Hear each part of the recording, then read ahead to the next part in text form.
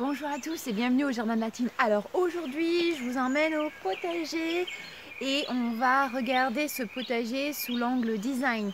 Étant conceptrice de jardin, c'était fondamental pour moi d'avoir un potager qui soit joli à regarder, surtout qu'il est devant la maison et qu'il y a une partie devant la maison qui est plutôt en cours, il y a très peu de jardin. Donc le potager qui est dans ce prolongement devait être vraiment visuellement plutôt sympa à regarder tout au long de l'année. Donc aujourd'hui, je vous présente mes astuces de designer. Allez, on y va!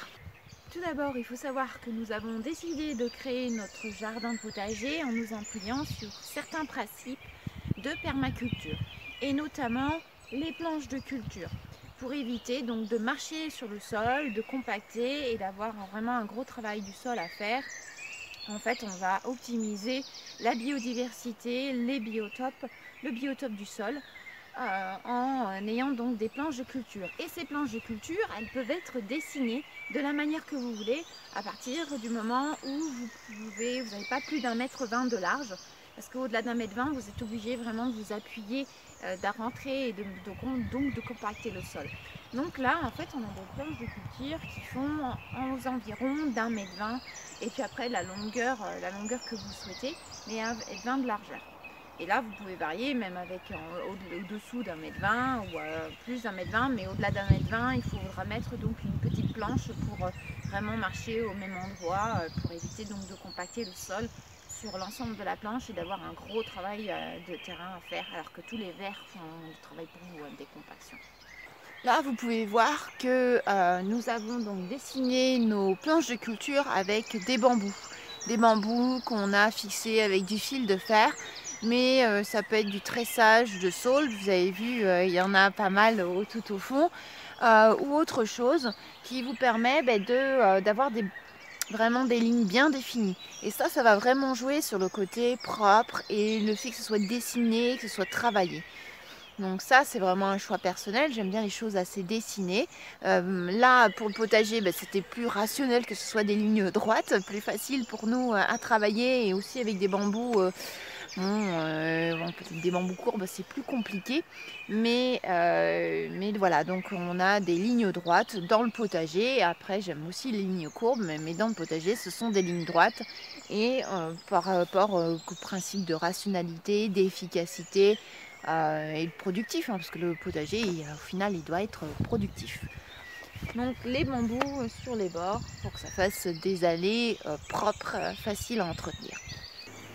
Dans un jardin potager, vous pouvez aussi avoir pas mal de plantes grimpantes, que ce soit des pois de senteur, des courges, des concombres, ou alors des ronces fruitières, comme ici on a une mûre. Et donc pour faire pousser tout ça, nous on a décidé donc de créer des arches. En plus, visuellement, c'est plutôt sympa les arches, et donc ces arches, elles sont situées au niveau des allées. Donc vraiment, on va optimiser les espaces. Donc la zone de culture est libérée, je peux y mettre des tomates, des salades, etc. Et donc nos arbres fruitières passent donc ici, et en plus pour la récolte c'est plutôt sympa. On peut donc récolter tout ça à partir de l'allée sans avoir à piétiner donc les zones de culture. Voilà, et donc une succession d'arches bien positionnées peut vous donner un angle visuel, va créer du volume toute l'année. C'est plutôt joli dans un potager. Donc, bien sûr, j'ai dessiné mon potager sur les principes de permaculture, comme je l'ai dit, et pour que ça fonctionne, il faut que mon potager soit en zone 1, c'est-à-dire vraiment sur la proximité de la maison. Ne pouvant pas le faire dans la cour, on l'a fait donc ici, et pour qu'il y ait une connexion le plus directe possible, eh bien, on a aligné donc le potager et je l'ai dessiné par rapport à ma porte de cuisine. C'est celle que vous voyez tout en haut là-bas.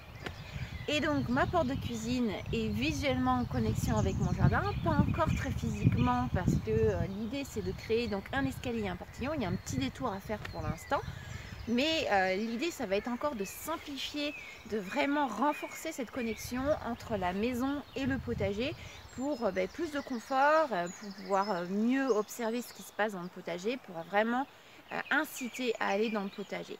Donc là, en termes de design, ce qui était important, c'est vraiment d'axer, de connecter au maximum le potager avec la maison. en ayant donc cet alignement en particulier qui est un alignement de fruitiers.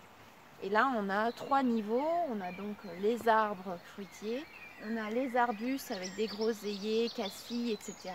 Et on a en couvre-sol tout ce qui va être fraisier, on met aussi des poireaux et de l'ail.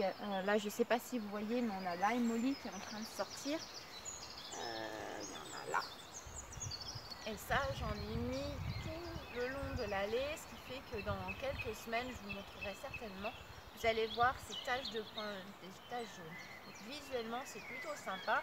L'ail molly c'est un ail comestible, hein. Tous les autres ails ou les os, les deux se disent, sont comestibles. Et donc en plus c'est très décoratif.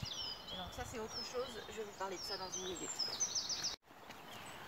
Autre chose, dans mon jardin, j'aime utiliser des éléments décoratifs. Là, vous en avez deux. Donc, vous avez la boule de saule. Vous avez certainement vu la vidéo où je vous ai montré comment faire la boule de saule. En tous les cas, si vous ne l'avez pas vu, je vous remets le petit lien là en dessus.